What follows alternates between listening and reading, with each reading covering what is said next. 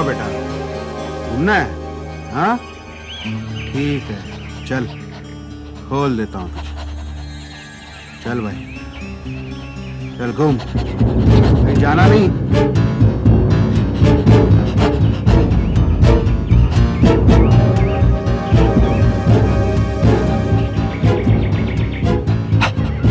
नौशी, क्या हुआ? क्या हुआ बेटा? नौशी, क्या हुआ? नौशी, क्या हुआ? नौशी, अरे क्या हुआ बेटा? नौशी, क्या कर रहा है? नौशी, क्यों खोद रहा है? क्या हुआ? नौशी, क्या हुआ तुझे? नौशी, क्यों खोद रहा है? Come on नौशी।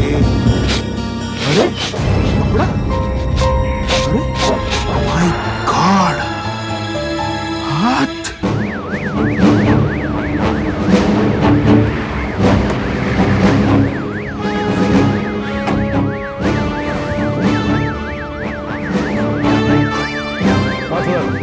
कहाँ पर है?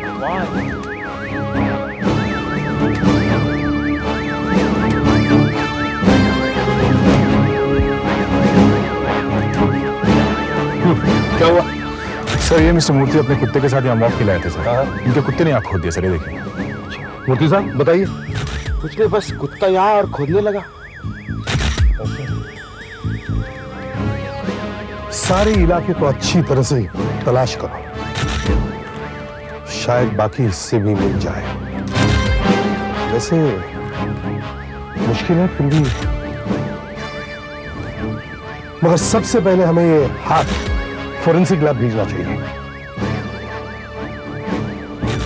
वहीं से काफी कुछ पता चल जाएगा। हाथ काफी सड़ गया है। हाँ, मगर आप जरा ध्यान से देखिए और बताइए। देखिए, हाथ यहां से काटा गया है और एक ही झटके में काटा गया है। कोई बहुत तेज चाकू या बहुत तेज कुल्हाड़ी होगी। और एक बात और, कट को देखने से लगता है कि मारने वाला कोई अनाड़ी नहीं था, हथियार का इस्तेमाल आता था उसे, तभी तो बांह एक ही झटके में शरीर से अलग हो गई। कितना समय हुआ होगा इस हाथ को जमीन में गड़े हुए? एग्जैक्टली बता पाना तो मुश्किल है, लेकिन इस हाथ की हालत को देखते हुए लगता है कि 2 से 6 महीने के बीच ये हाथ जमीन में गड़ा रहा होगा। 2 से 6 महीने के बीच। अच्छा, ये हाथ किसका हो सकता है? मतलब औरत या मर्द का? एसीपी साहब, इस हाथ के साइज को देख करके तो लगता है कि ये हाथ किसी औरत का हो। अच्छा डॉक्टर साहब, इसकी उम्र क्या होगी? इसकी उम्र, देखो यार, अब तुम पूछोगे इसके जीजाजी का नाम क्या है। अरे डॉक्टर साहब, एक छोटा सा हाथ ले आए और चाहते हो कि मैं इसके पूरे खानदान के बारे में बता दूं? अगर ऐसा ही है तो किसी ज्योतिष के पास जाते, वो सब कुछ बता दे। अरे यार, इतना नाराज क्यों होते? अच्छा छोड़ो, उम्र छोड़ो, ठीक है। अब ये बताओ, क्या इसके फिंगरप्रिंट्स मिल सकते हैं? नहीं, इसके फिंगरप्रिंट्स निकालना बहुत मुश्किल है। क्यों? ये हाथ ज्यादा सड़ गया इसलिए? एसीपी साहब, फिंगरप्रिंट्स निकालने के लिए हमें उंगली को किसी सतह पर दबाना पड़ता है, और ये हाथ इतना सड़ गया है कि दबाते ही इसका मांस फट जाएगा। लेकिन मैं फिर भी कोशिश करूंगा, कोई तरकीब निकालूंगा इसके फिंगरप्रिंट्स निकालने के लिए। डॉक्टर साहब, आप फोन पे बता रहे थे कि आपको कुछ और भी मिला है। जी हाँ, ये देखिए, ये है ह्यूमन स्किन, इंसान की चमड़ी, किसी दूसरे इंसान की चमड़ी, और ये मुझे यहां मिली। हो सकता है दोनों के बीच में हाथापाई हुई और इसने अपनी जान बचाने के लिए कातिल को नोच लिया होगा। एसीपी साहब, मैं इस चमड़ी का डिटेल डीएनए एनालिसिस करूंगा। अगर ये चमड़ी खूनी की हुई तो हमें उसके बारे में बहुत कुछ पता लग सकता है। यस। तब तक अभिजीत, तुम ये पता लगाओ कि शहर में पिछले 2 से 6 महीनों के बीच कितनी औरतें लापता हुई हैं।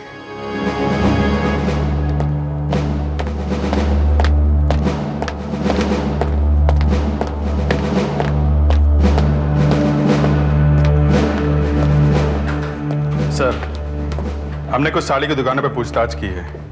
उनका कहना है ये प्रिंट काफी आम है, वेरी कॉमन सर। ये साड़ी बेंगलोर में बनती है और इसकी कीमत करीब 900 रुपए है। शहर की तकरीबन हर दुकान पर मिलती है, इसलिए पता करना काफी मुश्किल है कि किसने ली है और किस दुकान से खरीदी गई है। ओ, अभिजीत, और एक बात, ये देखो, मुझे अंदाजा ही नहीं था कि एक साल में इतने सारे लोग लापता हो जाते हैं। और पिछले 6 महीनों में इस शहर में से 95 औरतें गायब हो गई हैं।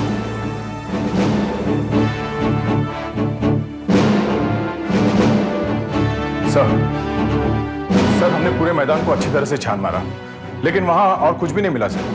और शरीर के बाकी हिस्सों का भी कुछ पता नहीं चला। अच्छा, तो इसका मतलब है कातिल ने शरीर के टुकड़े आसपास नहीं गाड़े, दूर दूर गाड़े होंगे, ताकि ना तो बॉडी मिले और ना ही उसकी पहचान हो सके। हमें कुछ ना कुछ करना ही पड़ेगा, वरना इतनी सारी औरतों के बारे में पता लगाते लगाते हमारी उम्र कट जाएगी। जरा वो साड़ी दिखा दो। देखते हैं इससे कुछ पता चलता है क्या।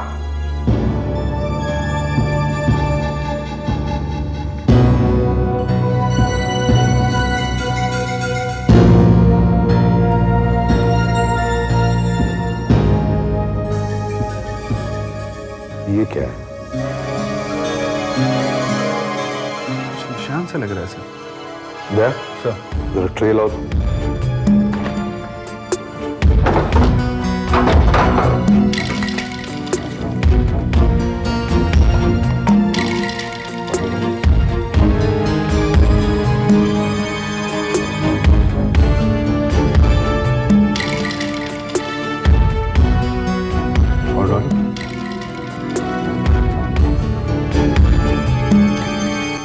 ये तो लॉन्ड्री मार्क है।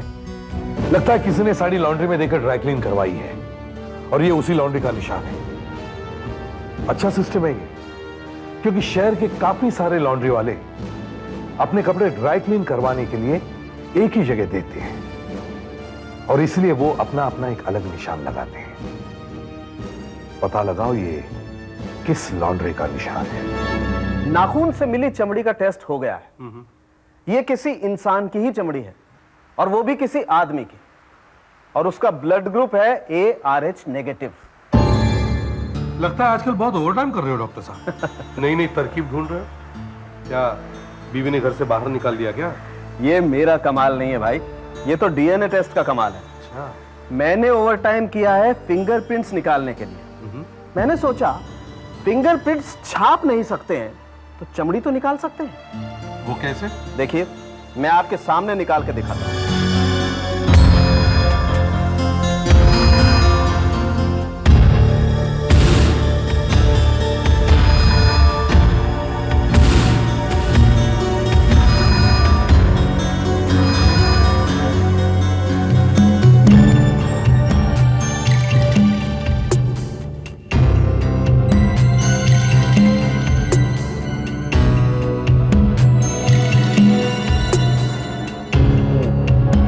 देखिए,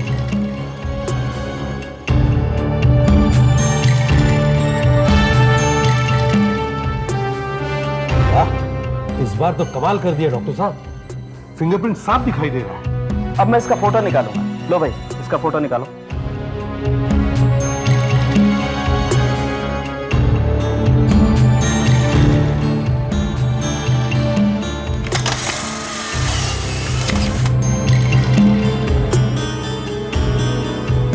वाह, वेरी गुड, फिंगरप्रिंट एकदम साफ है। बस ऐसे ही मैं दूसरी उंगलियों के प्रिंट भी निकाल लूंगा। एक और ले लो भाई, सेफ्टी के लिए।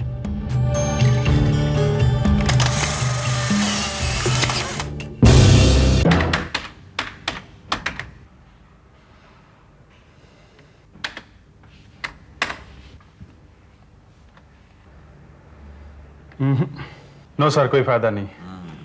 हमारे रिकॉर्ड में ये फिंगरप्रिंट्स नहीं है। मुझे तो पहले से ही पता था कि तुम्हें कुछ नहीं मिलेगा।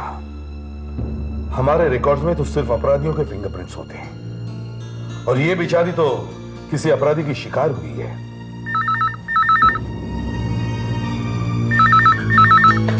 बोलो। हाँ दया बोलो। लॉन्ड्री मिल गई? Very good. कहाँ है? Santa Cruz east. नाम? Viking laundry. ठीक है, पहुंचता हूं।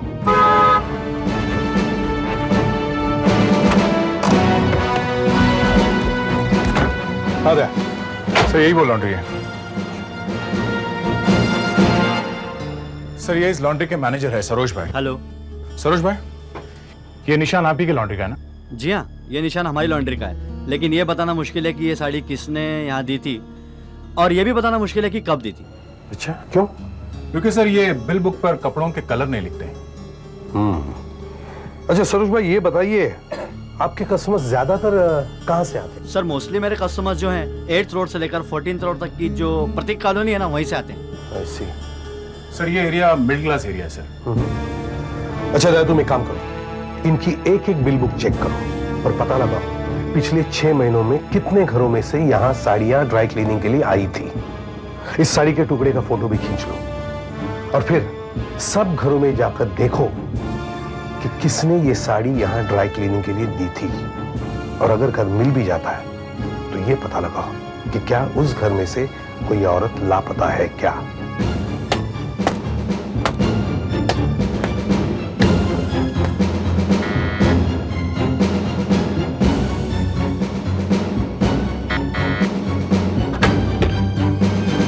Hello madam, CID. सीआईडी? आपको क्या चाहिए? देखिए मैडम, एक रूटीन इंक्वायरी है। आपके पास कभी ऐसी साड़ी थी क्या? नहीं। ध्यान से देखिए। नहीं। हो सकता है आपके घर में किसी के पास हो। ये साड़ी वाइकिंग लॉन्ड्री में ड्राई क्लीनिंग के लिए दी गई थी। मेरी बेटी तो जीन्स पहनती है, सलवार कमीज पहनती है, ऐसी कोई भी साड़ी मेरे पास नहीं है। देखिए, मुझे नीचे से यह पता चला है कि आपके यहाँ एक लेडी रहा करती थी जो करीब 6 महीने पहले यहाँ से चली गई है। ओह, आपका मतलब मीनाक्षी से है? मीनाक्षी? वो मेरी बहन है। 2 साल तक वो यहाँ थी, फिर उसे बैंक से मकान मिल गया, बहुत बड़ा मकान मिल गया, तो वो वहीं चली गई। आप अपनी बहन से कब से नहीं मिली है? यही कोई 2-3 महीनों से। 2-3 महीने? Oh my God. कहीं 1 मिनट, उसका नंबर क्या है? 695 695 221। हाँ 221। यस। हेलो। हाँ, एक मिनट, आप बात कीजिए। हॅलो, ए मीनाक्षी, हा मी ताई बोलतेय बरं का ग. अगं काय बेत काय आहे तुझा? हा अगं काय माहिती, इकडे कोणतरी इन्स्पेक्टर का कोणीतरी सीआयडी येऊन उभे राहिलेत आणि मला म्हणतायत की तू कसली ती साडी नेली होतीस म्हणे. अगं काय म्हणून, काय माहिती काय बोलतायत ते, काहीतरी हो. एक minute. Hello Meenakshi ji, thank you, sorry for bothering. Thank you madam.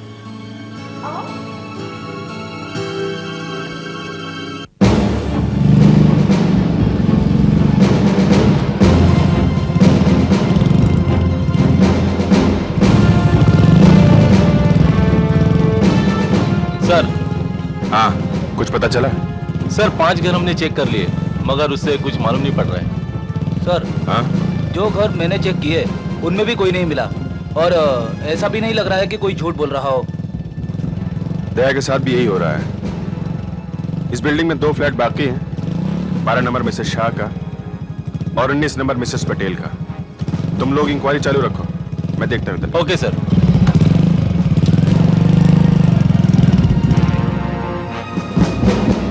Inspector Abhijeet, CID. Routine inquiry है मैडम, आपसे कुछ पूछताछ करनी थी. इस फोटोग्राफ को ध्यान से देखिए. इसमें ये एक साड़ी का टुकड़ा है. ऐसी साड़ी कभी आपके पास थी क्या?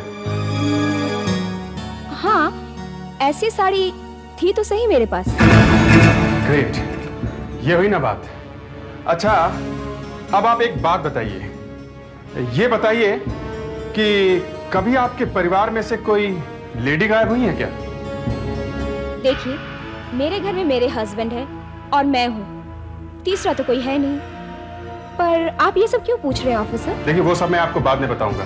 पहले आप मुझे ये बताइए कि उस साड़ी का क्या हुआ. वो साड़ी आपने वाइकिंग लॉन्ड्री में दी थी धुलने के लिए? हाँ दी थी, पर 7-8 महीने पहले। नए साल के दिन मैंने वो साड़ी पहनी थी, उसके बाद मैंने पहनी ही नहीं।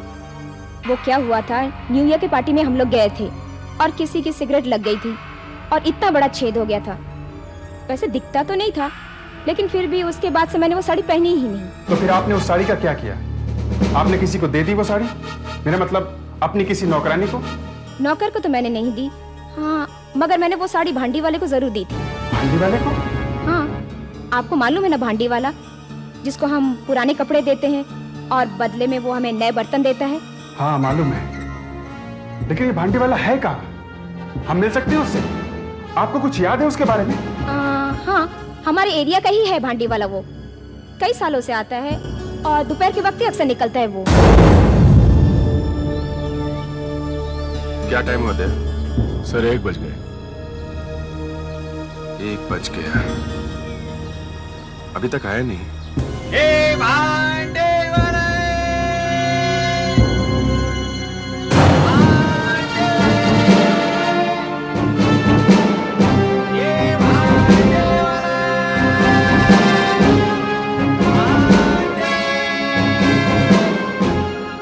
गया सर। मिसेस शाह को बुला के लाओ। Yes sir. बर्तन वाले, रुको वहां। क्या हुआ साहब? 1 मिनट जरा रुको। लेकिन बात क्या है? आइए आइए, देखकर पहचानिए इसे, यही है क्या वो? हाँ, यही है वो, इसी को मैंने वो साड़ी दी थी। पर क्या हुआ मैडम? देखो, हम सीआईडी वाले हैं, तुम्हें हमारे साथ ब्यूरो चलना पड़ेगा। घबरा मत बेटा, कुछ नहीं होगा। ले चॉकलेट खा ले, मेरे खा ले। बाबू को क्यों लाए हो यहाँ? बेटे, तेरे बापू हमारी मदद करने आए हैं यहाँ पे। हाँ, तू अच्छा बेटा है ना? हाँ, रो मत। ले, जितनी चाहे चॉकलेट ले। पहचानते हो इसे? मिसेस शाह ने दी थी 6 महीने पहले। इसमें सिगरेट का छेद था। साहब, हमारा तो रोज का काम है साहब, कि बर्तन देते हैं और कपड़ा लेते हैं। लेकिन सारे कपड़े तो हमें याद नहीं रहते साहब ना। लेकिन मेब साहब ने कहा है तो सच ही कहा होगा। ले गए होंगे साड़ी हम साहब। लेकिन साहब बात क्या है? अच्छा, तुम ये साड़ी वाड़ी कपड़े वगैरह जो ले जाते हो, उसका क्या करते हो? हाँ बताओ, क्या करते हो? साहब मैं वो करते क्या? वो साहब मैं इसका अच्छा, ये लड़का कौन? मेरा बेटा है साहब। बेटा है? दिमाग कहाँ है? वो अब नहीं साहब। नहीं। क्यों? क्या हुआ उसे? क्या हुआ तुम्हारे? देखो, साड़ी के इस टुकड़े में हमें एक औरत का हाथ मिला है, कटा हुआ, समझे? कटा हुआ हाथ साड़ी में? लेकिन साहब मेरी बीवी को मरे तो 12 बरस हो गए साहब। मेरे बेटे को जन्म देते ही वह चल बची थी साहब।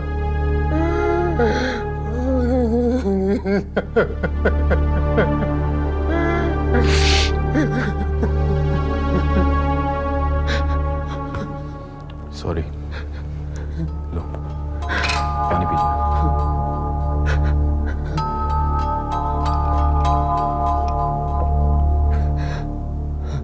अच्छा देखो, ये बताओ, तुमने इस साड़ी का किया क्या?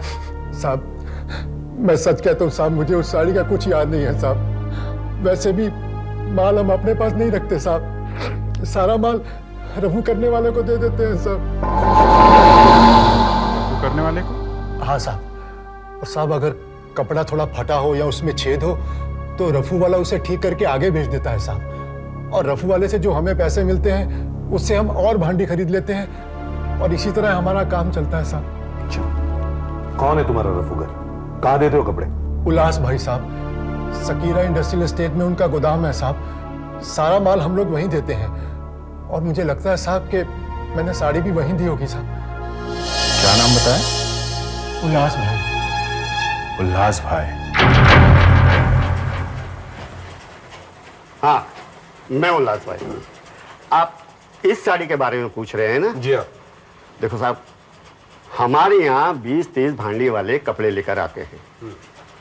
हम कपड़े की कंडीशन देखते हैं और उनको 5 रुपया 8 रुपया तक दे देते हैं। देखिए, ये साड़ी अच्छे कंडीशन में थी, सिर्फ जरा सा छेद था सिगरेट का। अच्छी कंडीशन में थी तो फिर उसको रफू करके हमने आगे बेच दी होगी।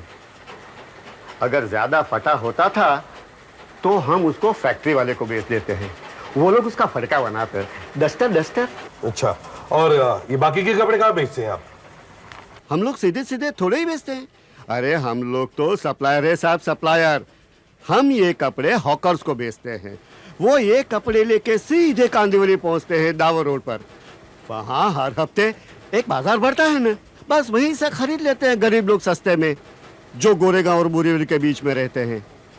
इसका मतलब है साड़ी दावर रोड से किसी के घर पहुंची, वहां उसके टुकड़े हुए और एक टुकड़े में वो कटा हुआ हाथ लपेटा गया। मैंने आपको दिखाया था ना कि इस हाथ की उंगलियों में नेल पॉलिश लगी हुई।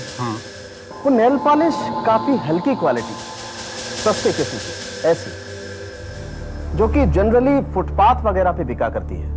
इसका मतलब आप कहना चाह रहे हैं कि अगर नेल पॉलिश इतनी सस्ती थी तो वो औरत लोअर मिडिल क्लास की होगी, मतलब गरीब तबके की। हाँ, हो सकता है। देखिए, मैं ये नहीं कह रहा हूं कि नेल पॉलिश सस्ती थी इसका मतलब वो औरत गरीब ही होगी। अमीर औरतें भी सस्ती नेल पॉलिश का इस्तेमाल कर सकती हैं। लेकिन तहकीकात के लिए आपके सोचने की लाइन एकदम सही है, क्योंकि इसके हाथ की चमड़ी में दरारें थी, कुछ अजीब तरीके से फटी हुई थी, और इसके नाखूनों में कुछ खरोंच के निशान थे, जैसे लगातार बर्तन मांजने से हो जाया करती। और एक बात और, ये औरत काफी दुबली पतली होगी। ये आप कैसे कह सकते हैं? क्योंकि इसके नाखूनों में सफेद निशान है, और ऐसा तभी होता है जब शरीर में विटामिन की कमी होती है। शायद एनीमिक भी होगी, और इसकी उम्र 28 से 50 साल के बीच में होगी। इसका मतलब जिस लापता औरत की हमें तलाश है उसकी उम्र 28 से 50 के बीच में होगी। वो लोअर मिडिल क्लास की थी और शायद घर में काम करने वाली बाई होगी, और वो गोरेगांव और बोरीवली के बीच में कहीं रहती थी। सर, डॉक्टर सालुंखे ने इस बार कमाल ही कर दिया। इतना सब कुछ पता कर लिया। सर, बोरीवली से गोरेगांव के एरिया के बीच में 49 औरतें ऐसी हैं जो 14 महीनों से लापता हैं। इनमें से 15 ही ऐसी हैं जो हमारी तलाश के लिए फिट बैठती हैं, और इन सब की रिपोर्ट पुलिस में लिखाई गई है। अच्छा, तो ये सब लोग उनके रिश्तेदार हैं? यस सर, यही वो लोग हैं जिन्होंने रिपोर्ट लिखाई थी। पूछताछ चल रही है। अरे सर, इन 15 में से 3 औरतें लापता होने के 2-3 दिन बाद वापस आ गई थी, पर इन लोगों ने पुलिस को खबर नहीं की सर। ये रहे वो लोग। ओह, क्यों भाई, वापस आ गई ना? चलो मुबारक हो, लेकिन बता तो दिया करो। जाइए। बाकी की 12? सर, बाकी इन सबको साड़ी दिखाई है और कसकर पूछताछ भी की है सर, पर मुझे नहीं लगता मरी हुई औरत का इनसे कोई रिश्ता है। एक्चुअली 12 में से 11 ही ऐसे हैं जो लोग यहाँ पर आए हुए हैं। एक मिसेस कार्तिक हैं जो यहाँ नहीं आई हैं। उन्होंने 4 महीने पहले अपनी नौकरानी के लापता होने की पुलिस में रिपोर्ट लिखवाई थी। हम उन्हें फोन तो कर रहे हैं, लग नहीं रहा, शायद फोन खराब है। अच्छा, लेकिन उनका एड्रेस तो होगा फाइल में? Yes sir. चलो उनके घर जाकर पूछताछ करते हैं। जी हाँ, मैंने ही कंप्लेंट लिखवाई थी। मेरे यहाँ काम करने वाली बाई कहीं गायब हो गई है। मेरे यहाँ वो बर्तन और सफाई किया करती थी। कब से गायब हुई है वो? 15 जून से वो नहीं आई है। वैसे तो कई बाइयाँ आई और गई, लेकिन अपनी 24 दिन की पगार छोड़ के कोई जाती है क्या? तो माला अपनी तनख्वाह लेने आई ही नहीं। ये तो बड़ी अजीब बात है। इसीलिए तो मुझे उसकी ज्यादा फिक्र हुई। वैसे वो बड़बड़ बहुत किया करती थी, बताती थी कि उसके ससुराल वाले उसे बहुत मारते पीटते हैं। क्या उसका पति? नहीं, वो तो बेचारा शादी के 1 महीने बाद ही निमोनिया से मर गया था, इसीलिए उसके ससुराल वाले उसे कोसते रहते हैं। वैसे उसकी शादी को 5-6 साल हो गए थे। पति के मरने के बाद क्या वो ससुराल में ही रहती थी? जी। आपको इतना सब कुछ मालूम है तो आपने उसके बारे में उसके घर जाके पूछताछ क्यों नहीं की? की थी, मैंने यहाँ के और भाइयों से उसके बारे में पूछताछ की थी, और फिर मैं उसके घर भी पहुँच गई। यही उत्तम नगर झोपड़पट्टी में रहती है वो। लेकिन उसके ससुराल वालों ने मुझसे सीधे मुंह बात भी नहीं की। अच्छा, क्या बोला उन्होंने? कहने लगे कि माला से मेरा अब क्या मतलब है। बस फिर कुछ दिनों बाद आके उसके बच्चे हुए पगार लेके गए। अच्छा, जरा इस फोटोग्राफ को ध्यान से देखिए। माला के पास ऐसी कोई साड़ी थी क्या? हाँ थी तो सही, ऐसी एक साड़ी उसके पास। अच्छा, क्या वो नेल पॉलिश लगाती थी? हाँ, वैसे वो थोड़ी बंठन कर ही रहती थी। एक दो बार तो मैंने उसे अपना परफ्यूम लगाते हुए भी पकड़ा था। आप हमें माला का पता दीजिए जल्दी से। हाँ, नवरंग चौल, खोली नंबर 64, उत्तम नगर। हमें क्या पता कहाँ चली गई माला, अब वो यहाँ नहीं रहती। आपकी बहू है और आप लोगों को पता नहीं वो कहाँ गई? देखिए साहब, जब तक उत्तम जिंदा था वो हमारी बहू थी। मनहूस आते ही हमारे बेटे को खा गई। अब पता नहीं कहाँ दफा हो गई 3 महीने पहले से।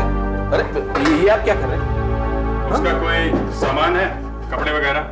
अरे यही पड़ा होगा, बहुत सब सामान तो हमने फेंक दिया उसका। अच्छा, उसकी ऐसी कोई चीज जिसे उसके जाने के बाद आप लोगों ने हाथ नहीं लगाया हो? मतलब कोई ड्रम, कोई बॉक्स वगैरह? अब कहा ना साहब, कुछ नहीं, सब फेंक दिया ना हमने। सब फेंक दिया हमने। सब फेंक दिया साहब, सब फेंक दिया। लेकिन आप लोग माला के बारे में इतना क्यों पूछ रहे हैं? नहीं, आखिर मामला क्या है? मामला छोड़ो, ये बताओ कि कोई चीज है कि नहीं, बस। 1 मिनट, मैं बताती हूँ। क्या है? उसके सिंगार का डब्बा पड़ा है, और क्या? सुना आपने? श्रृंगार का डब्बा। अरे पति के मरने बाद कुछ श्रृंगार करता है क्या? लेकिन उसे तो ऐसी हवा लगी कि बस कुछ मत पूछो। ये क्या रहा? हाथ मत लगाइए, बस यही से बताइए कहाँ है? ये क्या है?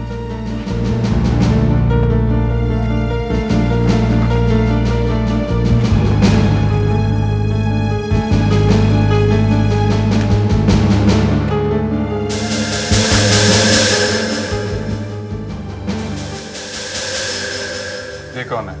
माला? माला सर। इसे हम ले जाते हैं,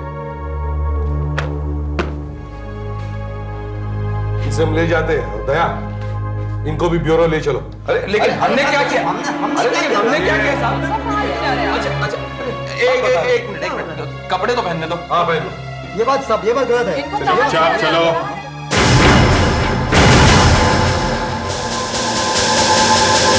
पर निशान तो बहुत सारे हैं, लेकिन एक भी क्लियर नहीं है। लेकिन इस शीशे पर मुझे एकदम क्लियर निशान मिल रहा है। ये देखिए। तो क्या आपने इस हाथ के फिंगरप्रिंट्स के साथ ये मैच करके देखे? जी हाँ, ऐसे के साथ। ये देखिए, ये फिंगरप्रिंट्स इस हाथ के हैं और ये फिंगरप्रिंट्स इस शीशे से निकाले, दोनों एकदम मैच करते हैं। तो इसका मतलब है ये हाथ इसी लड़की का है। दया, उन दोनों को अंदर ले आओ।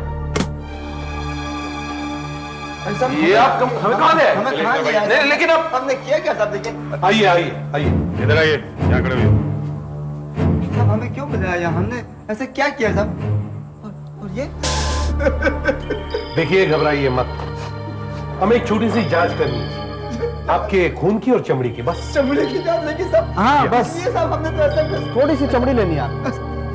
ये सब क्या? कुछ नहीं होगा, बस थोड़ी सी।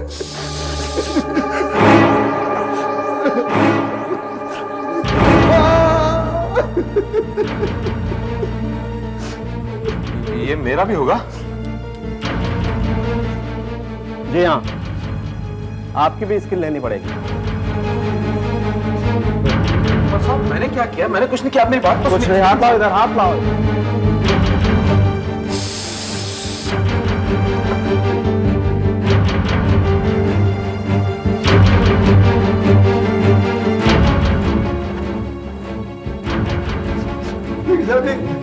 किस लिए? अभी सब पता चल जाएगा। दया, काम होने के बाद इन्हें ऑफिस ले आना। बस मुझे भी आधा घंटा लगेगा इसकी जांच करने में। क्या भला मर गई? ये आप क्या कर रहे साहब? हमने नहीं मारा साहब उसे। हमने नहीं मारा साहब, नहीं मारा।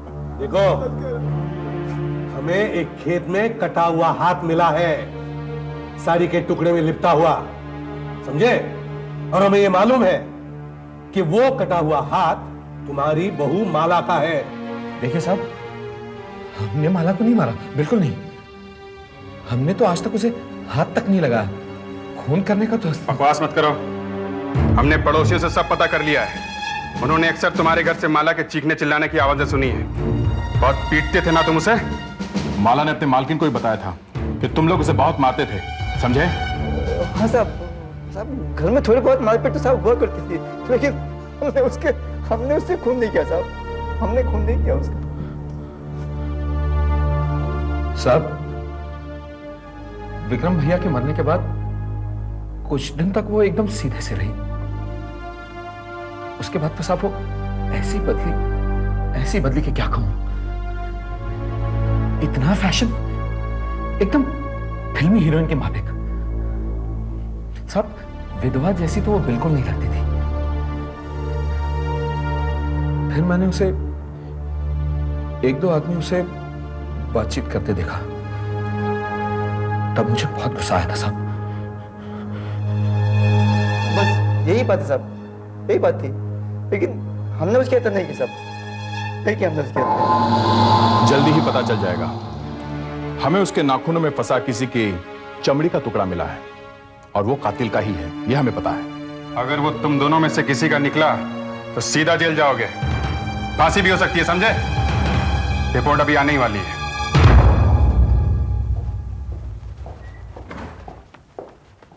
हाँ डॉक्टर साहब, कुछ मिला आपको? एसीपी साहब, इन दोनों में से किसी की भी ना तो चमड़ी मैच होती है ना ही ब्लड ग्रुप। इन दोनों का ब्लड ग्रुप है BRH नेगेटिव, जबकि खूनी का ब्लड ग्रुप है A पॉजिटिव। माला ने जिस आदमी को खरोंचा है वो इन दोनों में से कोई नहीं हो सकता। तेरा लाख लाख शुक्र है भगवान, हमने आपसे साहब पहले ही कहा था कि हम बेकसूर हैं। अच्छा ये बताओ, तुमने माला को किससे बात करते हुए देखा है? कौन है वो, कहाँ रहता है, सब कुछ बताओ। साहब, मैंने उसे रामू नाम के आदमी के साथ 3 बार खूब हंस कर बातें करते हुए देखा है साहब। हाँ साहब, अपने घर के पास 4 नंबर 32 में वो रहता है। हो सकता है शायद उसे कुछ पता हो।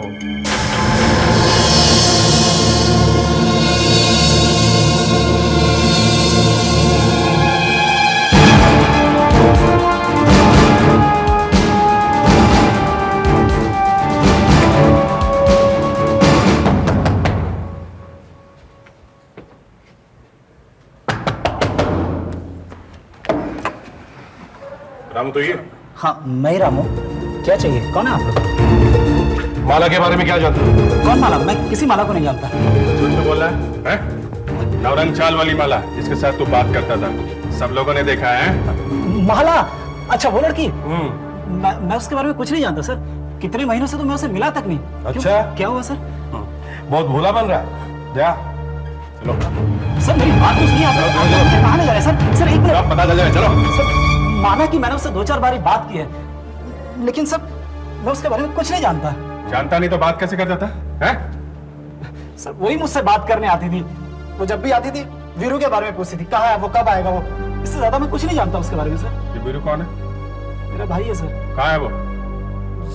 सर, वो अपनी बीवी को बस स्टॉप पे छोड़ के नौकरी पे गया है। आता ही होगा सर, 8 बजे तक उसकी दुकान बंद हो जाती है। कहाँ काम करता है वो? यहीं पास में sir, Vincent cold storage station के पास। क्या काम करता है वहाँ? मटन काटता है। मटन काटता है?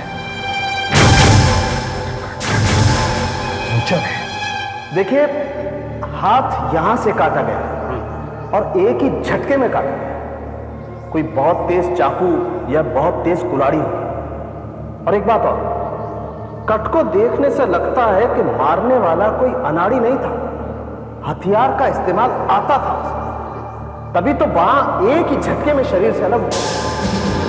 वीरू कहाँ है? कहाँ वीरू? सर, वो तो वहां दुकान पे। अरे वीरू, सर, वो वीरू, एक मिनट, CID वाले आए हैं। तो मेरी दोस्त है ना माला, उसके बारे में पूछ रहे हैं।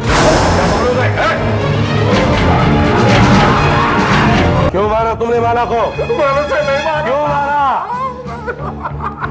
नहीं मारा। हमें देखकर भागे क्यों वहां से? मैं डर गया था साहब। बकवास मत कर, चुप। उस दिन माला ने नीली साड़ी पहनी थी ना, वही साड़ी जो तुमने उसे खरीद कर दी थी कांदिवली से, और फिर तुमने उसके शरीर के टुकड़ों को उसी साड़ी में लपेट दिया।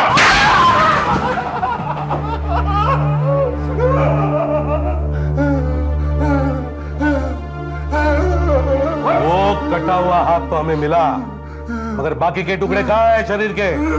कहाँ फेंके तुमने? नदी में या कहीं गाड़ दिए? नहीं मारा साहब। नहीं मारा?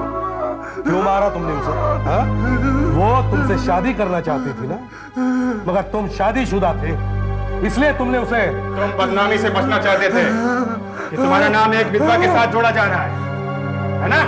मैं मानता हूँ साहब, मैंने खून किया साहब। मैं तो उससे मजाक में मिल लेता था साहब, पर वो तो मेरे गले पड़ गई थी साहब। मैं भला उससे शादी कैसे कर सकता था? मेरी शादी तो हो चुकी है, और फिर उस रात अचानक वो मेरी दुकान पर आ गई, अपना घर बार सब कुछ छोड़कर मेरे साथ रहने हमेशा के लिए। मैं उसे कहा था साहब, मैं डर गया था साहब। मैंने सोचा कि क्यों न इस सिरदर्द को हमेशा के लिए खत्म कर दूं। मैंने अपना मटन काटने का छुरा उठाया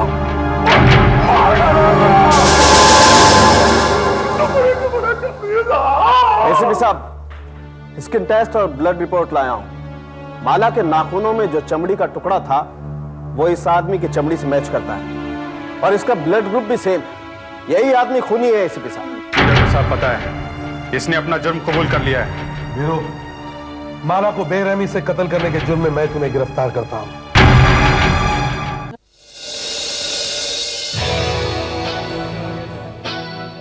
रात को बहुत गजब।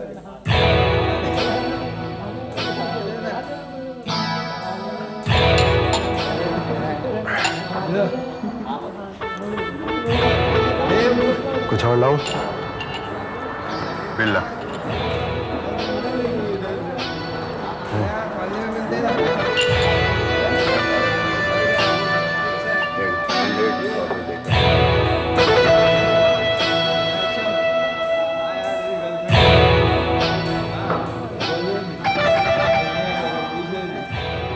टोटल में कोई गलती तो नहीं है ना? नहीं साहब, 2 बार चेक किया, 2 बार। थोड़ा जल्दी करो, और भी बहुत काम है।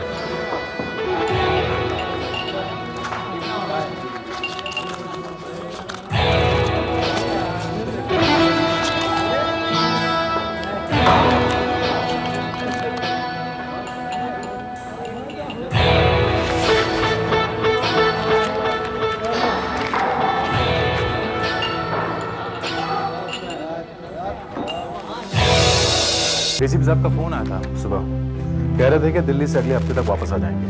तब तक हमें वो मानिकलाल मर्डर केस के पेपर वर्क को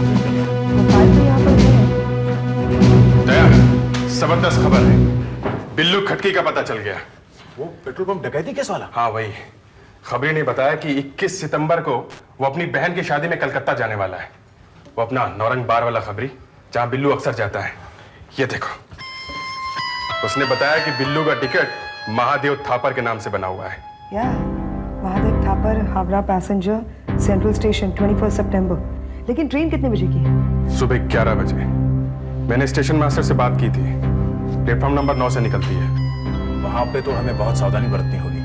जरा सी भी लापरवाही बहुत खतरनाक साबित हो सकती है। कहीं गोली वोली चल गई तो? बिल्लू बिना हथियार के चलता भी नहीं है। ये रेलवे स्टेशन का नक्शा है।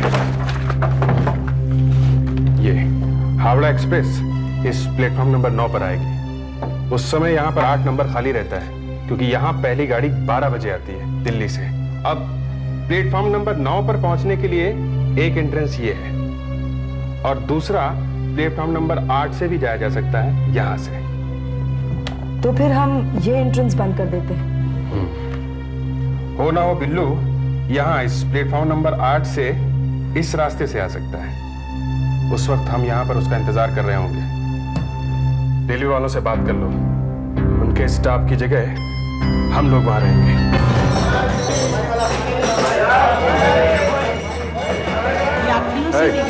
टिकट किधर है? लेके आओ। प्लेटफॉर्म नंबर 5 पर आने वाली गाड़ी त्रिवेणी एक्सप्रेस करीब 2 घंटे लेट चल रही है। इस ट्रेन की अब करीब 1 बजे आने की संभावना है। यात्रियों से निवेदन है, कृपया ध्यान दीजिए। प्लेटफॉर्म नंबर 5 पर आने वाली गाड़ी कितनी दूर है और तब मालूम है ना कहाँ आएगा। और आराम से पकड़ो, इसे कांच का सामान है, इसमें रुकना नहीं चाहिए, समझेगी नहीं? Hello ma'am, ticket. Platform cross करने के लिए यात्री कृपया इस्तेमाल करें। प्लेटफॉर्म क्रॉस करने के लिए यात्री कृपया ओवरब्रिज का ही इस्तेमाल करें। गुड। प्लेटफॉर्म नंबर 3 पर आने वाली कमलाकर एक्सप्रेस अब किसी भी क्षण स्टेशन पर चलो वहाँ चलो, उधर वाले कोने में सामान रख देना। यहाँ प्लेटफॉर्म नंबर 3 पर आने वाली यहाँ रख दे आराम से। अब किसी भी क्षण स्टेशन पर आ सकती है। सेकंड क्लास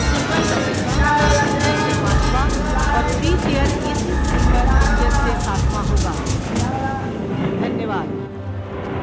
बच्चा इधर किधर से यात्री कृपया ध्यान दें, मुंबई सेंट्रल ये गाड़ी से उतरा ना अभी? टिकट किधर है? गाड़ी अपने टिकट किधर है? पर प्लेटफॉर्म नंबर 9 ए बच्चा रुक जा, रे बच्चा रुक जा, रुक जा। मुंबई सेंट्रल से कलकत्ता जाने वाली बिल्लो, बिल्लो, सरेंडर करते हैं। ये मार रहा है क्या मैं? बिल्लो, ये आगे मत बढ़ना। बिल्लो, आगे मत बढ़ना, गोली मार दूंगा। बिल्लो, गोली मार दूंगा। बिल्लो, गन नीचे फेंको, देखो मैं कह रहा हूँ पिस्तौल फेंक दो।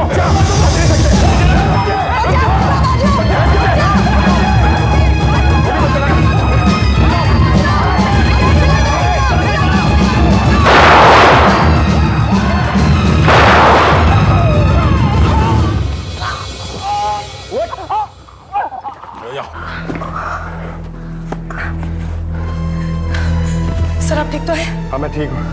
ये लड़का बीच में आ गया इसलिए गोली नहीं चला सका। कौन है ये? सर ये लड़का डेक्कन एक्सप्रेस से अभी उतरा है, इसके पास टिकट नहीं है और ये अकेला है और इसको टिकट मांगने के लिए रोका तो ये भाग गया। अच्छा, कौन है तुम्हारे साथ बेटे? कोई भी नहीं।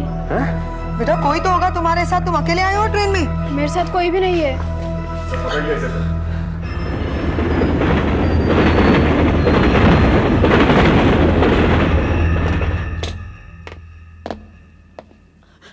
खाना खाओ बेटा, घबराओ मत, खाओ।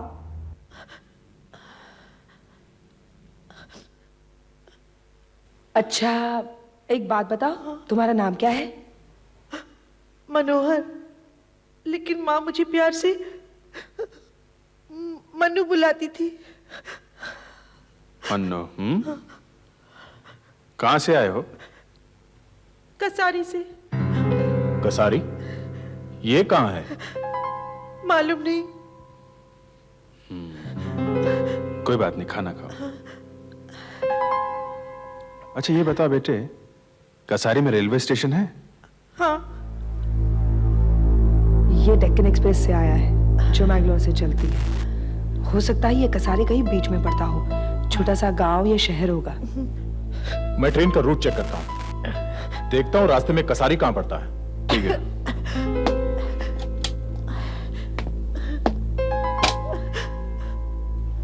मनु, क्या तुम अपने घर से भागकर आए हो? हाँ। क्यों, एग्जाम में फेल हो गए? नहीं। किसी से झगड़ा किया? नहीं। किसी ने तुमसे कुछ कहा? नहीं, मुझे किसी ने कुछ भी नहीं कहा। कोई है ही नहीं मेरा। अम्मा थी, वो भी चली गई। क्या हुआ तुम्हारी माँ को? बुखार आ गया था, फिर भी वो काम पर चली गई। वो वहीं बेहोश होकर गिर पड़ी। पुरुषोत्तम साहब उसे म्युनिसिपल अस्पताल ले गए, बस वो वहीं मर गई।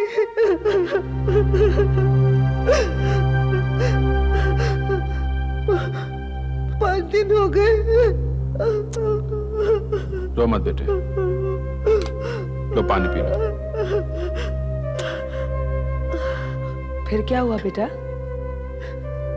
पुरुषोत्तम साहब ने कहा कि मैं उनके साथ रह सकता हूँ, मगर दादी जी तंग करती थी, उनको मेरा उधर रहना पसंद नहीं था, बार बार गुस्सा करती थी, कहती थी कमरा चाहिए, बस मैं वहां से भाग आया।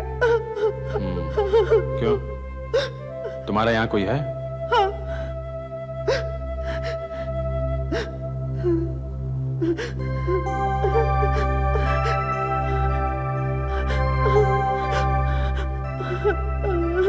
ये तुम्हारे पिताजी हैं? हाँ। कब आए थे वो यहाँ? मालूम नहीं। इनका नाम क्या है? मुझे तो उनकी शक्ल भी याद नहीं, बस यही है मेरे पास। मैं बहुत छोटा था जब वो यहाँ आए थे, अम्मा कहती थी वो यहाँ है, बस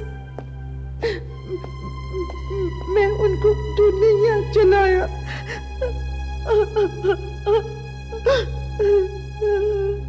कोई बात नहीं बेटी, तुम खाना खाओ। दया वो मैप लाया है। तुम चिंता मत करो, हम तुम्हारे पापा को जरूर ढूंढ लेंगे, हैं? हाँ दया,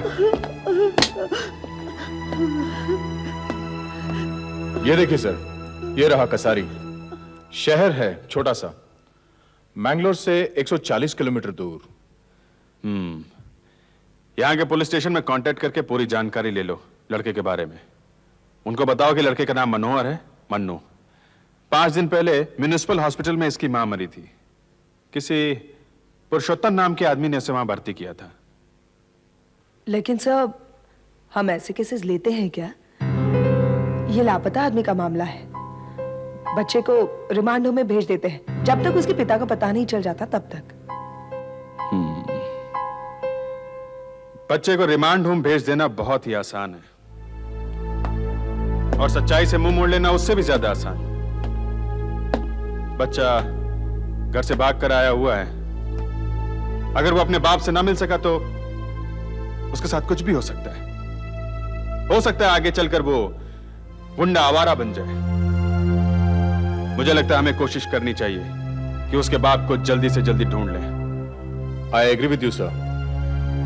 तब तक मैं इसे अपने घर ले जाता हूं, जो मेरे साथ रहेगा मेरे घर पे।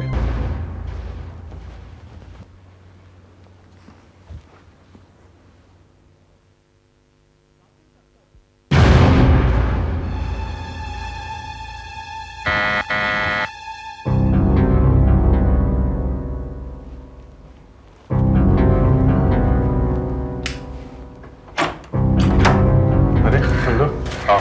मैं मन्नू के लिए कुछ कपड़े लेकर आई हूँ।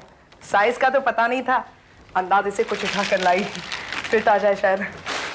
सर, कसारी से पुलिस ने रिपोर्ट भेजी है सर। उन्होंने मन्नू के बारे में सब कुछ पता कर लिया है। गुड। इसकी माँ का नाम निर्मला था, और इनके गांव में एक भला आदमी है पुरुषोत्तम। उसके घर के पीछे नौकरों के खोटड़ी में ये लोग रहते थे सर। पुरुषोत्तम इनका रिश्तेदार नहीं है। मन्नू के पिता पुरुषोत्तम के खेत में काम किया करते थे, इसीलिए पुरुषोत्तम को इन लोगों पर दया आ गई। लेकिन निर्मला की मौत के बाद तो मन्नू वहां से भाग गया। शायद पुरुषोत्तम की बीवी ने कुछ कह दिया होगा। इसके पिता का कुछ पता चला? हाँ सर, नाम है वासुदेव हेगड़े।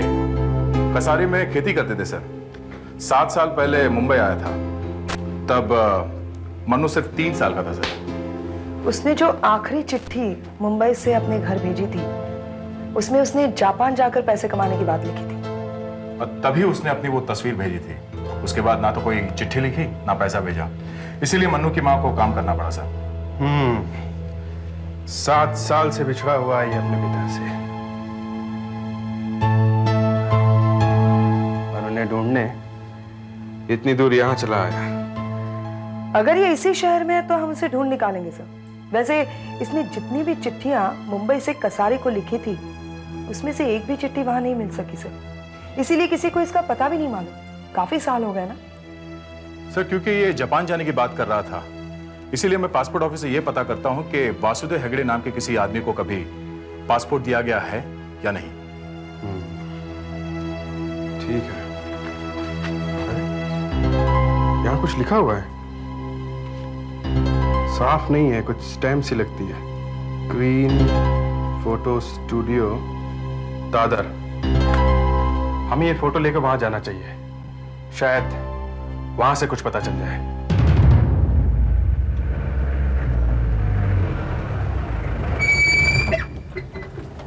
अरे मन्नू आओ। क्या बात है, बहुत स्मार्ट लग रहे हो। ये मनु के पापा की फोटो की कॉपीज करा लाया हूँ। मनु के पास जो फोटोग्राफ थी ना, उसी की जेरॉक्स करा ली है। ओरिजिनल फोटोग्राफ देना नहीं चाहते हैं ये। क्यों, पुलिस पर भरोसा नहीं है? मेरे पास एक ही फोटो है और कुछ भी नहीं। अगर ये भी खो गई तो मैं क्या करूँगा? ऐसे कैसे खो जाएगी बेटे, हम लोग हैं ना CID। अच्छा, वो पासपोर्ट ऑफिस से कुछ पता चला? यस सर, वासुदेव हेगड़े नाम के किसी भी आदमी को वहां से पासपोर्ट नहीं दिया गया है और ना ही कोई वीजा। इसका मतलब वो आदमी हिंदुस्तान से बाहर नहीं गया है, इसी शहर में कहीं होना चाहिए। लेकिन इतने दिनों से उसने अपने घर में चिट्ठी लिखी क्यों नहीं? हाँ दया, बोलो। फोटो स्टूडियो मिल गया? RC road.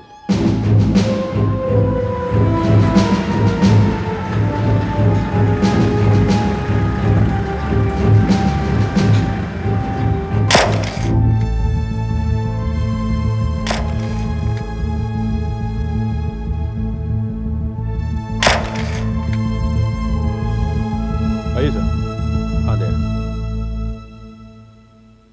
सर, ये है मिस्टर मंगलदास, इस स्टूडियो के मालिक। देखिए, जहां तक हमें मालूम है ये फोटो 93 में ही ली गई थी। 93। और सर, एक बात हमारे लिए बहुत अच्छी है, आपने पिछले सारे रिकॉर्ड्स रखे हुए हैं। हाँ, लेकिन सर हम कस्टमर को नेगेटिव नहीं देते, क्योंकि सालों साल बाद जब वो आते हैं तो उसी नेगेटिव से फोटो बना देते हैं। अच्छा, लेकिन वो नेगेटिव आपको मिलता कैसे? बहुत सीधा है, बस थोड़ी मेहनत करनी पड़ती है जी। वैसे हमारे पास सभी सालों का रिकॉर्ड है। कब खींची गई थी फोटो? 93 में। 93। एक मिनट। 92। हाँ, ये रहा 93 का रजिस्टर। इसमें 93 में जितने भी फोटोग्राफ्स खींचे गए थे सभी के नाम है। अच्छा, क्या नाम बताया था आपने? वासुदेव हेगड़े। वासुदेव हेगड़े। रवि सालवी, रमेश पटेल, नीलेश, विदेश, रिकी, एनी, कृति, आशीष व्यास, कमल, बबीता, डॉक्टर सलूजा, ओम प्रकाश, सुनीता, संगीता, आशीष। हाँ, ये रहा वासुदेव हेगड़े। 4 जून को खींची गई थी ये फोटो। विस्टा एम्प्लॉयमेंट सर्विस से आए थे। करीब 10 लोग थे और जापान जाने के लिए आए थे। जापान? लेकिन पासपोर्ट ऑफिस वालों का कहना है कि वासुदेव हेगड़े नाम के किसी आदमी का पासपोर्ट उन्होंने कभी बनाया नहीं। क्या एड्रेस लिखा? ये Vistas employment services, park road. चलो इस एड्रेस को थोड़ा निकालते हैं। एड्रेस तो यही है, मगर ये तो कोई कैसेट की दुकान लगती है। अंदर चलकर देखते हैं। Yes, can I help you? जी, हम CID से आए। Yes, what can I do for you? यहाँ पर पहले एक एम्प्लॉयमेंट एजेंसी हुआ करती थी, विस्टास एम्प्लॉयमेंट सर्विसेज के नाम से। क्या आप हमें उसके बारे में कुछ बता सकते हैं? हाँ, इस नाम की कोई कंपनी तो थी यहाँ पर, लेकिन उसे बंद हुए काफी टाइम हो गया। मेरे ख्याल से 1993 में बंद हो गई थी। उसी के बाद हम यहाँ पे हमने दुकान शुरू की है। अच्छा, वो एजेंसी बंद क्यों हो गई थी? शायद कुछ पुलिस केस हुआ था, काफी लोगों को नौकरी दिलाने के बहाने से लूटा था उन्होंने, और शायद उसके ओनर को जेल भी हो गई थी। शायद इसीलिए वासुदेव जापान नहीं पहुंच सका, क्योंकि उसे बेचने वाला तो खुद ही जेल पहुंच गया। क्या आप हमें उसका नाम बता सकते हैं? शायद कैलाश वर्धन नाम था उनका। कैलाश वर्धन। दया, पता करते हैं कि ये कैलाश वर्धन किस जेल में है।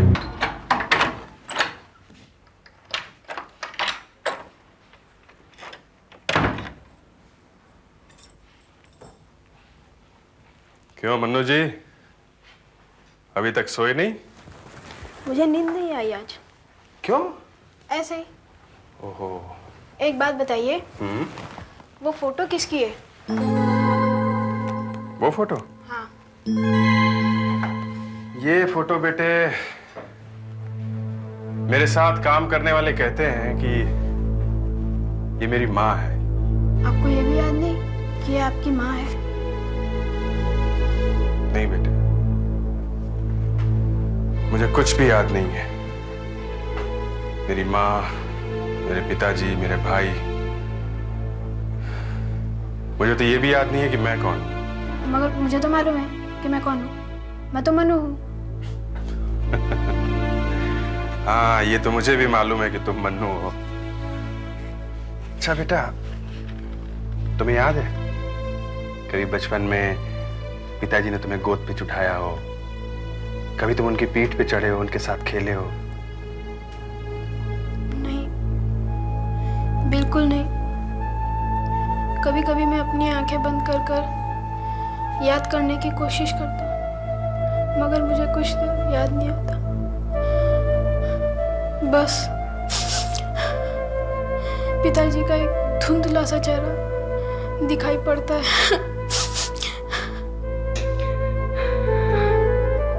मैं तो जब आंखें बंद करके याद करने की कोशिश करता हूँ, मुझे तो कुछ भी दिखाई नहीं देता।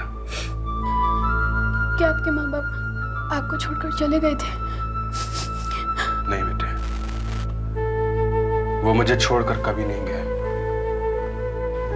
वो तो मैं ही हूं जो सब कुछ भूल गया। मैं बहुत कोशिश करता हूं सब कुछ याद आ जाए, लेकिन कुछ भी याद नहीं आता, कुछ भी दिखाई नहीं देता।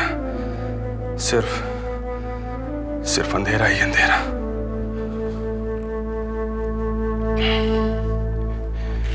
खैर छोड़ो मेरी बात, लेकिन मैं तुमसे वादा करता हूं कि मैं तुम्हें तुम्हारे पिता से जरूर मिलवाऊंगा, चाहे वो जहां कहीं भी हो, चाहे जितना भी समय लगे, लेकिन मैं तुम्हें तुम्हारे पिता से जरूर मिलवाऊंगा, ताकि तुम्हें मेरी तरह कभी रोना ना पड़े। कैलाश, ये उन आदमियों में से एक है जिसे तुमने जापान में नौकरी दिलाने का वादा किया था जून 93 में। इसके बारे में हमें कुछ बता सकते हो सकता है कि उन आदमियों में से एक हो। मुझे याद नहीं है, बिल्कुल याद नहीं है। ठीक से याद करो। इसे तुमने जापान भेजने का वादा किया था। कहां मिले थे तुम इससे? उसके बाद ये आदमी कहां गया? क्या पता था इसका? इतना टाइम जेल में रहा, अब तो मुझे किसी का शक्ल याद नहीं है, बिल्कुल याद नहीं है। अरे अपनी जिंदगी भर की कमाई कोई किसी अनजान आदमी के कहने पर लुटा दे तो इसमें मैं क्या कर सकता हूं? अगर बकरा कसाई के दरवाजे पे खुद आ जाए तो इसमें उसकी क्या गलती? अरे मेरे हाथों तो इतने आदमी बेवकूफ बन चुके हैं कि मुझे तो खुद भी याद नहीं है। सर, जब कैलाश को जेल भेजा गया होगा तब पुलिस ने उसके ऑफिस का सारा सामान हिरासत में ले लिया होगा, तो वो सामान पुलिस के गोदाम में ही होना चाहिए sir. You are right sir, हम वही चल के देखते हैं। चल।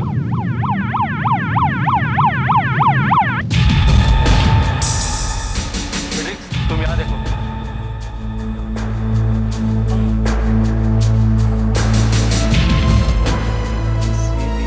नहीं, ये भी नहीं।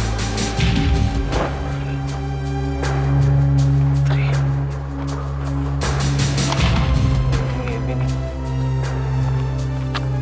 नहीं, ये भी नहीं। ये भी नहीं। इसका टैग कहाँ? नहीं, ये भी नहीं। इसका टैग कहाँ गया? दिखाई नहीं दे रहा है। क्या हुआ सौदागर? इसका टैग मिल नहीं रहा है। खींचेंगे ना? एक मिनट।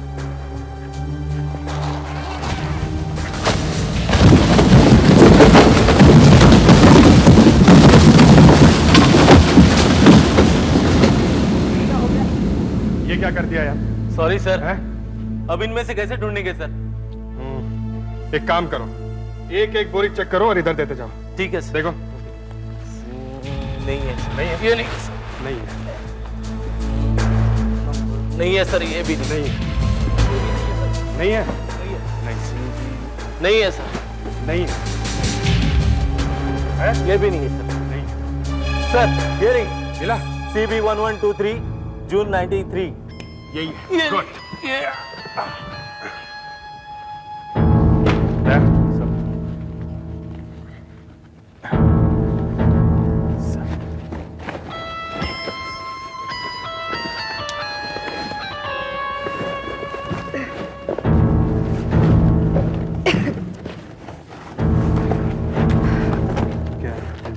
ये देखिए sir, checks, stamp duty papers, employment agency की रिसीट्स, ये पासबुक्स, फ्लाइट टिकट सर।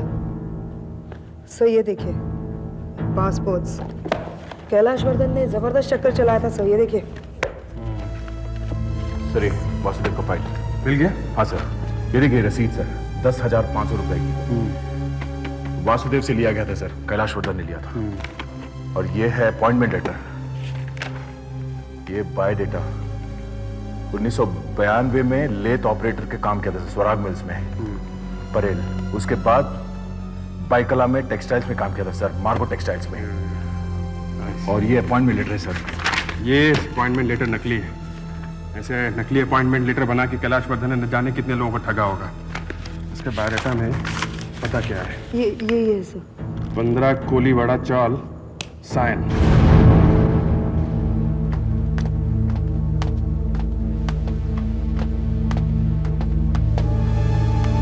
मैं आपका ही इंतजार कर रहा था। सुना है कि तुम इस आदमी के बारे में जानते हो? बहुत अच्छी तरह जानता हूँ। ये वासुदेव है अपना, वासुदेव। कहाँ है ये? लेकिन ये यहाँ तो नहीं रहता। काफी साल हो गए इसको यहाँ से गए हुए। तो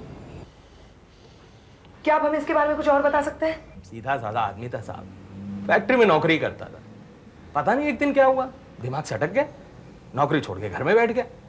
कहने लगा यहाँ कुछ मजा नहीं है, बाहर जाऊंगा, फॉरेन जाऊंगा, खूब ढेर सारा पैसा कमाऊंगा। यही बड़ी बड़ी बातें करने लगा। उसी चक्कर में बर्बाद हो गया सर। हाँ ये मालूम है हमें, उसने जितना पैसा कमाया सब एजेंट को दे दिया। ये बताओ उसके बाद क्या हुआ उसका? होना क्या था साहब, दिमाग और फिर गया, दारू पीने लगा। बिल्डिंग में रोज आना नाटक करता था, रोज रोता था, चिल्लाता था। कुछ दिन तो मैंने बर्दाश्त किया। जब उसने मेरा किराया नहीं दिया तो मैंने उसे बाहर निकाल दिया। 93-94 की बात है। पता नहीं साहब अब वो कहाँ होगा। आओ जाओ सर। हाँ दे बोलो। सर ये सचिन है, यहीं रहता है। इसने वासुदेव को देखा है सर। अच्छा, कब, कहाँ? देखा तो था, मगर उस बात को बहुत साल हो गए। कहाँ देखा था? वो साकेत गली है ना, विक्टोरिया थिएटर के पास, बस वहीं पर देखा था, होली के टाइम। वो क्या कर रहा था वहां पर? तो उसकी हालत तो बहुत खराब थी, मगर उसने ऐसा दिखाया जैसे वो मुझे जानता ही नहीं। बहुत बुरी हालत थी उसकी। विक्टोरिया थिएटर, साकेत गली।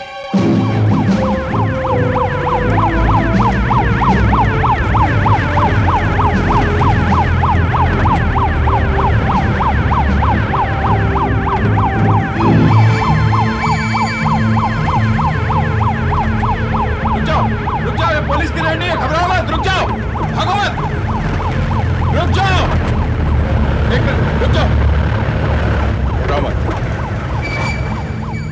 रुक जाओ, घबराओ मत। हमें आप लोगों से कुछ पूछताछ करनी है। देखो, इस फोटो को देखो ध्यान से, घबराओ मत, आगे आओ। देखो, इधर आओ। इनमें से कोई इस आदमी को पहचानता है? देखो इसे। ये इसी इलाके में रहता था। इसका नाम वासुदेव है, ठीक तरह से देखो। कोई पहचानता है? क्यों पूछ रहे हैं इसके बारे में आप? देखिए, घबराइए मत, हमें इस आदमी की मदद करनी है। हम इस आदमी की भलाई चाहते हैं, समझे आप? इस फोटो को ध्यान से देखो, ठीक से देखो इस फोटो को। इस आदमी के बारे में जो कुछ भी जानते हो हमें बता दो। क्या जानते हो इसके बारे में? हाँ, वो यही रहता था, यानी 4 साल पहले। यही रहता था?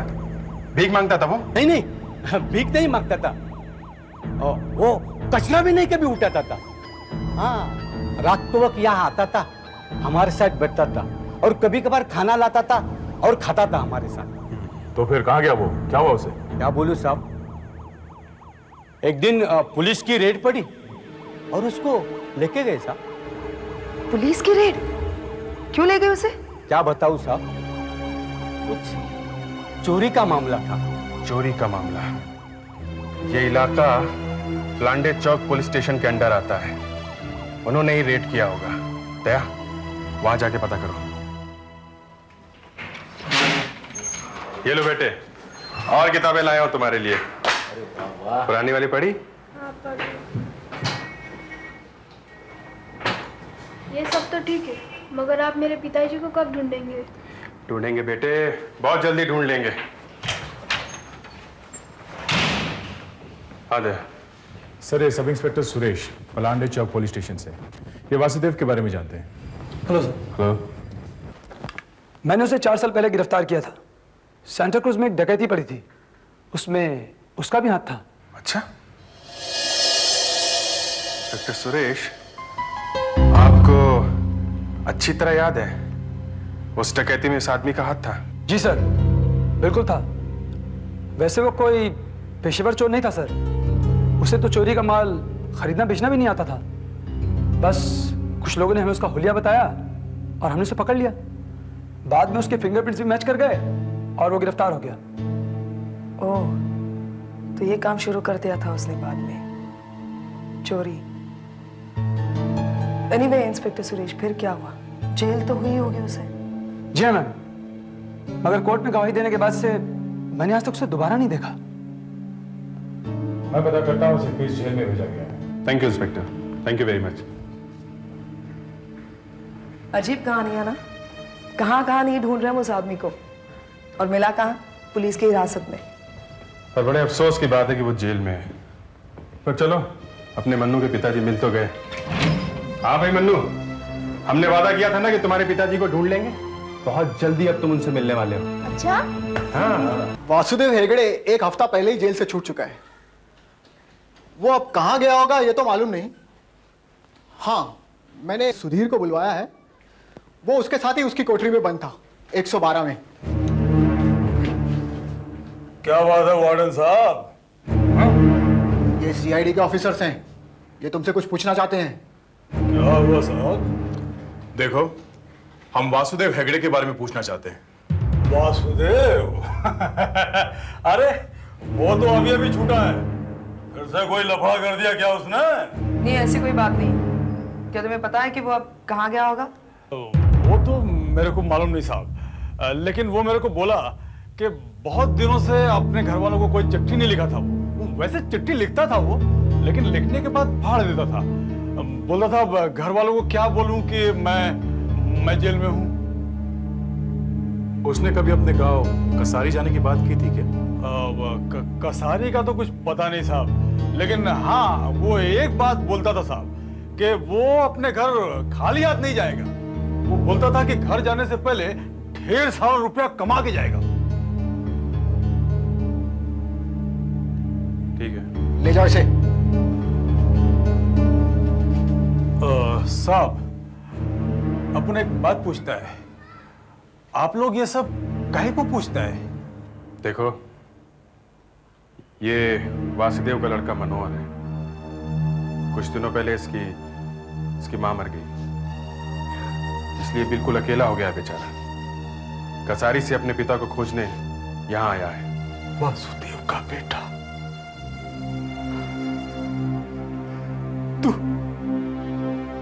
तू वासुदेव का बेटा है? हाँ? तेरा बाप तेरे को बहुत याद करता था रे, बहुत प्यार करता था तेरे को तेरा बाप। पर फिक्र नहीं, अपन है तेरे साथ, अपन है। साहब, एक बात अपन आपको बोला नहीं साहब। क्या है, अपन खाली पीली किसी को तकलीफ में नहीं डालना चाहता था, लेकिन जल्दी बताओ साहब। वो वासुदेव छूटने से पहले 125 नंबर वाले रघु के साथ बहुत बातचीत करता था साहब। वो रघु जिसको 12 साल की लगी ना साहब, उसी का साथ पता नहीं क्या क्या बात करता था साहब। पन साहब, आप अपुन का नाम नहीं लेना साहब। क्या है, रघु बहुत खतरनाक आदमी है साहब। आप अपुन का नाम नहीं लेना। 125 नंबर वाला रघु? किसने आपसे कहा ये सब बकवास? मैं वासुदेव को ठीक तरह से जानता नहीं, सिर्फ 1-2 बार मिला था, बस यूं ही दुआ सलाम के लिए। वासुदेव जेल से छूटने वाला था और फिर वो बहुत सारे पैसे कमाना चाहता था। हो सकता है तुमने ही उसे किसी चोरी वोरी के काम के बारे में बता दिया हो। मैंने कहा ना साहब, मैं कुछ नहीं जानता उसके बारे में।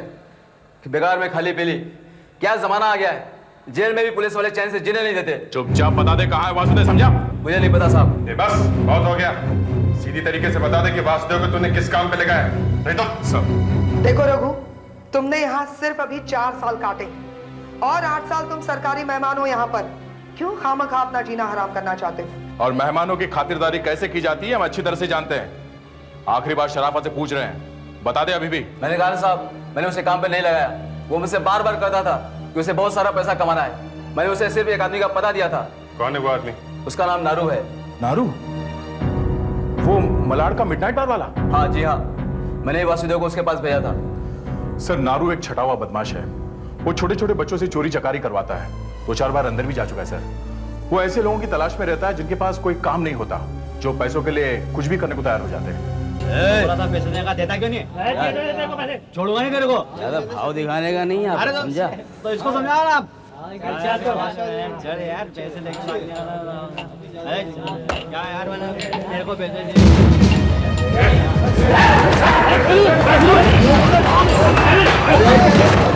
तुम्हारा नाम नारू है? हाँ है। वासुदेव का है? मेरे को नहीं मालूम वासुदेव। तुम लोग देखो उधर, सब तरफ देखो, किधर है वासुदेव? मेरे को कुछ नहीं मालूम कौन वासुदेव किधर है, मेरे को नहीं मालूम है। वासुदेव हेगड़े अभी कुछ दिन पहले जेल से छूटा है, रघु ने भेजा है तुम्हारे पास। मेरे को नहीं मालूम है। तुमको नहीं मालूम है? ना, मेरे को नहीं मालूम। नहीं मालूम है? आप क्या कर रहे हैं? याद आया? नहीं, मेरी बात सुनिए आप। याद आया?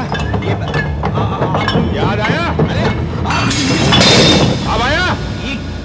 क्या कर रहे हैं आप? सर ये देखिए, ये सब हमें पीछे वाले कमरे में मिला है। ये सारे सबूत नारू को गिरफ्तार करने के लिए काफी होंगे। ये रही जुए की और रेस की रसीदें सब। और सर पीछे एक स्टोर रूम भी है, वहां पे टीवी, वीसीआर, म्यूजिक सिस्टम, बहुत सारा सामान पड़ा है सर। और अगर हमने उन सब सामान का सीरियल नंबर चेक किया तो वो 100% चोरी का ही निकलेगा।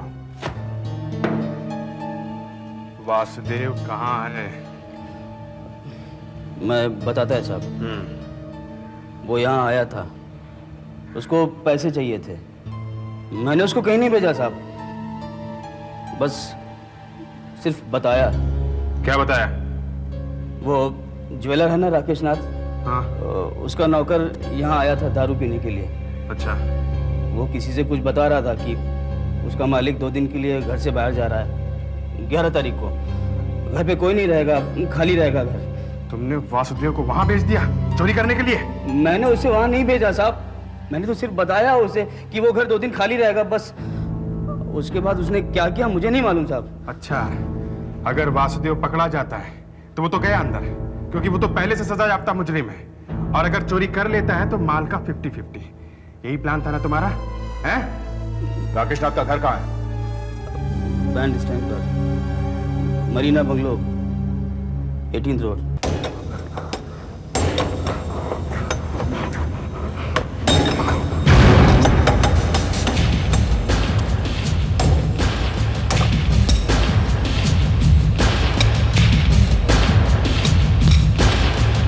रुक जाओ, हिलना नहीं। सीआईडी तुम समझ लो, मेरे पास गोली मारूंगा।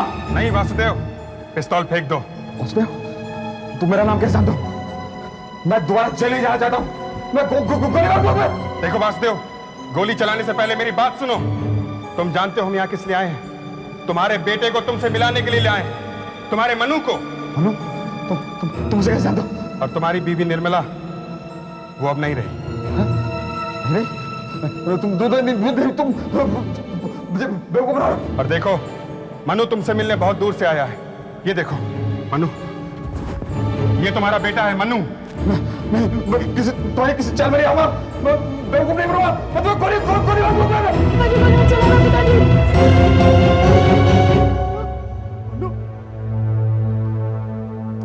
मेरा बेटा है। अरे कितना बड़ा हो गया रे तू तो। आप मुझे कितना बड़ा हो गया तू,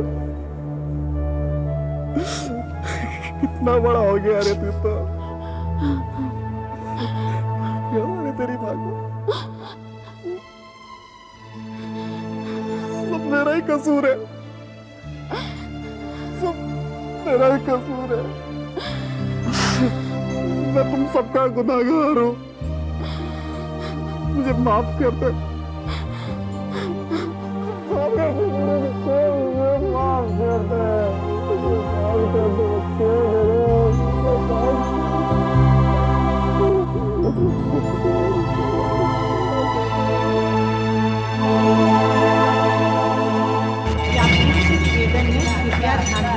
तो पूरा शुक्रिया किस तरह अदा करूं?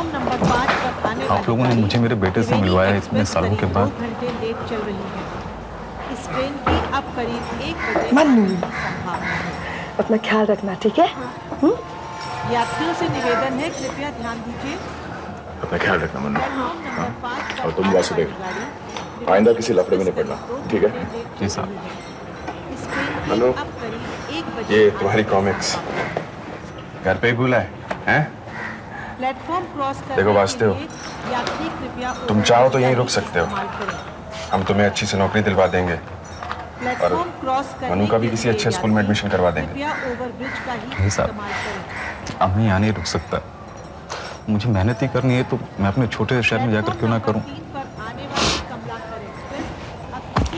जैसी तुम्हारी मर्जी।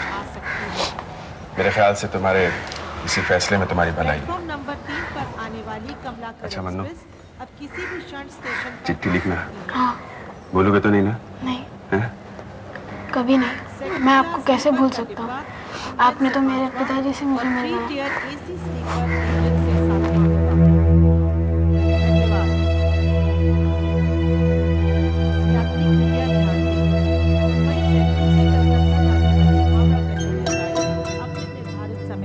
प्लेटफॉर्म नंबर 9 से छूटेगी। मुंबई सेंट्रल से कलकत्ता जाने वाली हावड़ा पैसेंजर गाड़ी अपने निर्धारित समय पर प्लेटफॉर्म नंबर 9 से छूटेगी।